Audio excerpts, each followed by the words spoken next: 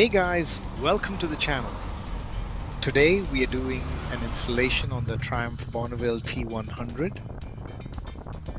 It's a wireless Android Auto Apple CarPlay unit from a company called Navifly that we are installing today.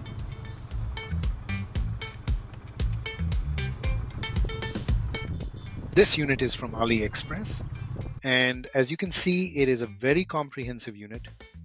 6.2 5-inch waterproof display, touchscreen, remote for the handlebar, dual HD cameras to view and record all the footage, and you can use it as a rear view screen as needed.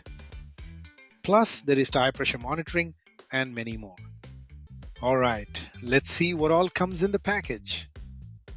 We have the display unit, the remote controller for the handlebar, the tire pressure monitoring system, its sensors as well as the lock nut, etc.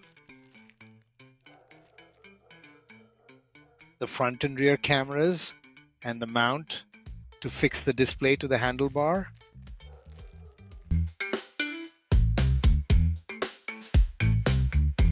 This bike has a wireless phone charger on it, and I need to remove it together with its power connections and wires. And this is where we will fix the handlebar mount.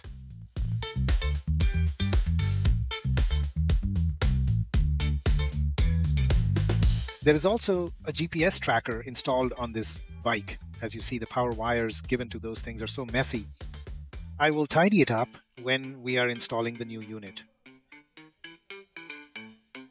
We need to remove this nut and bolt so the tank be removed, as we need to run the cables from front to the rear. Okay, tank removed. These two bushes are where the tank is mounted, and in the back it's that nut and bolt that we removed. I am not showing the tank removal process, but want to highlight there are two connectors plus the fuel hose and an overflow rubber pipe to be removed from the tank before it is lifted out. Cable management. This is the plastic channel through which we will run the rear camera and the power cable to the front. Seems the last plastic lock is broken and someone put some tape here. You need to remove this screw to loosen the holder so the cables can be routed through it. Alright, let's start with the installation of the display unit. The mount needs to be fixed to the display unit as seen here, and then the mount together with the display unit can be fixed to the handlebar. You can try those spacers according to your handlebar's diameter to ensure the mount is tight and not moving around. Change those washers to get the perfect fit. You can use multiple washers as needed, one inside the other. Oh, by the way, this is where you can insert the micro SD card. Remove those two screws and you will find the slot. I am going to speed up the video for some time else. It's going to be so long.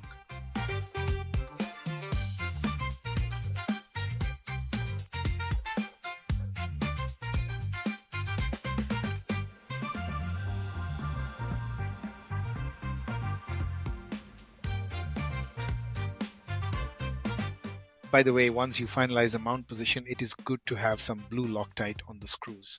Not a must though. Rear camera install. What I normally do is tie the camera on the backrest, leaving some cable slack, and then run the cable from rear to front.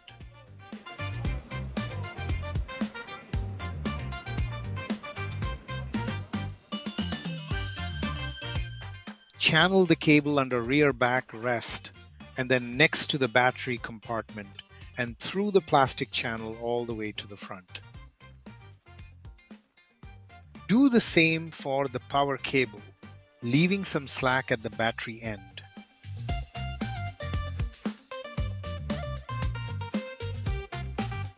Let's not connect the power cable yet.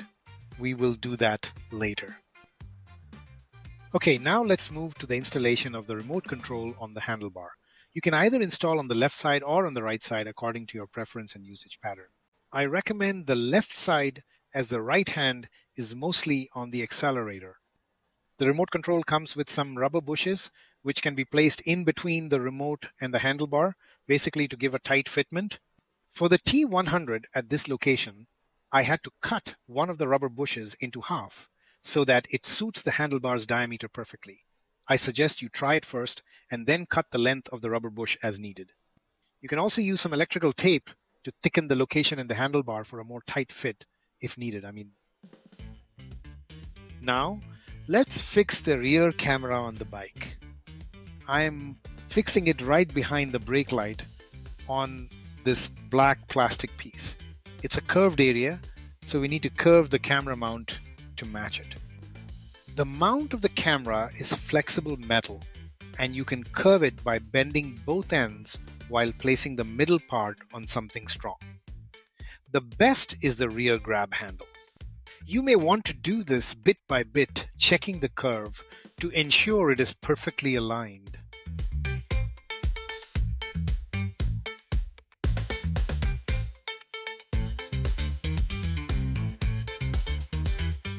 Clean the area thoroughly. I use contact cleaner or alcohol swabs to clean.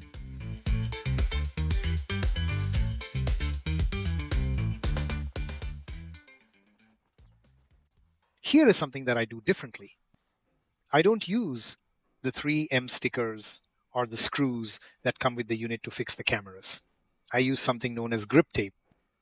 It is a transparent double-sided tape. I used this for so long that I became a fan of it. The main reason is to eliminate any vibration which might impact the video quality and recordings. You should be able to find it in the online stores. Let me know if you need the link to it. By the way, I use 2 layers of this tape, so there's enough thickness to ensure the mount is fully covered.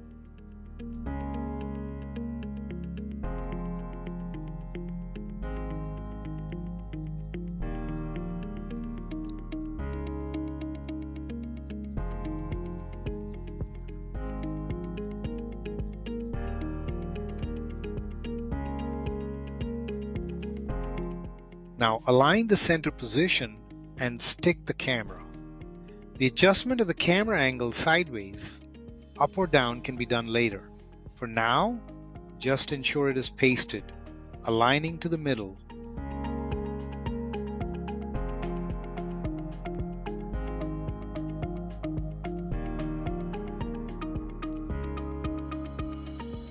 As I said earlier, you can adjust the camera angle by loosening the screw. The camera will become free to be rotated sideways and also move up and down. I suggest you do this after the installation is completely done. And by watching the video on the screen, you can then align it to your liking. Alright, let's connect the power. The 3 wires, the yellow, the black, and the red. Before doing any electrical wiring on the bike, disconnect the negative connection from the battery so there is no current passing through the circuits.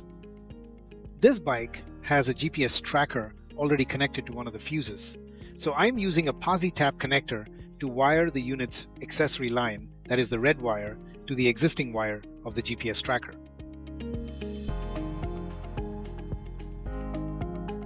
Okay, now I am connecting the yellow wire to the positive terminal of the battery.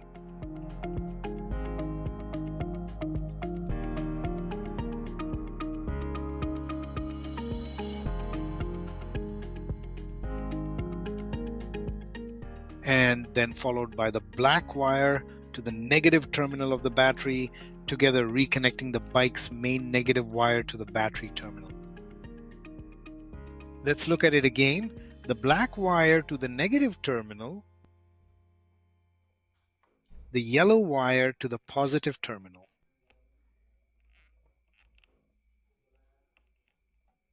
The red wire here is connected to one of the fuses indirectly.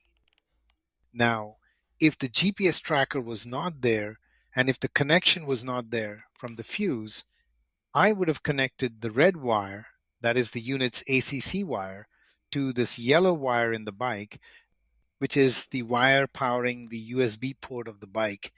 It is a switched power line. You should be considering it rather than tapping from a fuse. So now we have wired the power cable. All the open wires are insulated with electrical tape, organized and tied using cable ties, and channeled through the bike's plastic cable channel to the front side. Now is the time to power up the bike and see if the unit powers up. Do not switch on the engine kill switch as we don't have the fuel tank connected. There may be some error codes that might come in, but we can clear it later. Alright, let's install the front camera. Same process as the rear camera, but one important thing is to ensure the camera's position is checked before you stick it. Because we are fixing the camera sideways, we won't be able to adjust the camera up and down. So it is important to check the video to find the best viewing angle, finalize the position, and then stick it.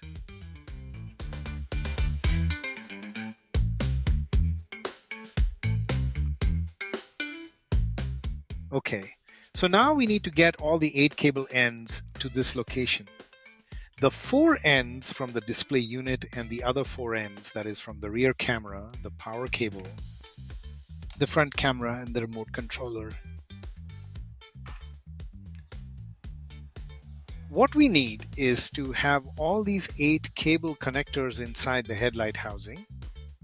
You can channel each cable one by one to the headlight housing through the opening behind the housing. It will be best to have the headlight housing opened, disconnect the headlights, and keeping it aside while you have enough space to connect those connectors and tie the excess cables, and also to arrange them neatly inside the headlight housing. Now that you have all the 8 connectors inside the headlight housing, identify the pairs and connect them. The excess cable length should be folded and use cable ties to secure them. You can place each of the 4 bunches in different locations inside the headlight housing so that the headlight can be fixed back without any issues. If everything is fine and looks good, fix the headlight back. Let us switch on the motorcycle and pair a phone. I am an Android user, so we will look at how to use Android Auto. It will be a similar process for Apple CarPlay. Just need to choose the Apple CarPlay icon from the screen and pair your phone. Once you click the Android Auto icon on the screen, another screen will come up asking you to pair the phone using Bluetooth with the unit. The Bluetooth name of the unit is displayed on the screen. Just follow the usual pairing process.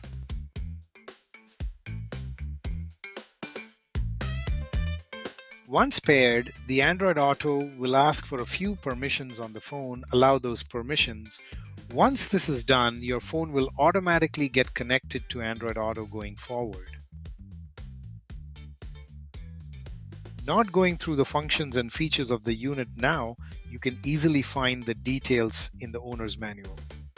In case you are having a specific question, please ask me in the comment section. I will be happy to assist.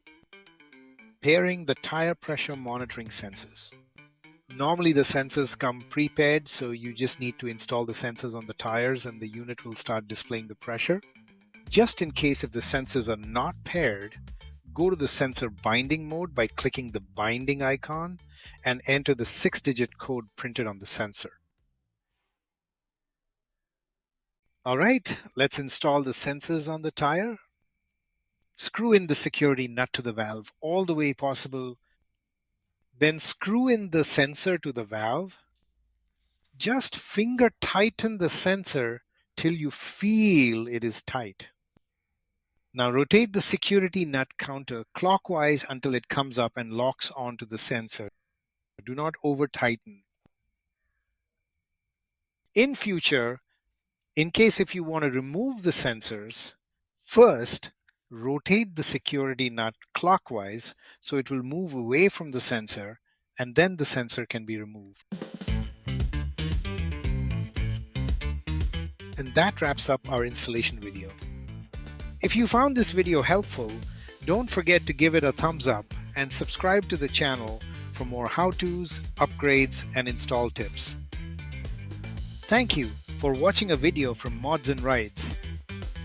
Got questions or want to see something specific next? Drop it in the comments below. Ride safe and see you in the next one.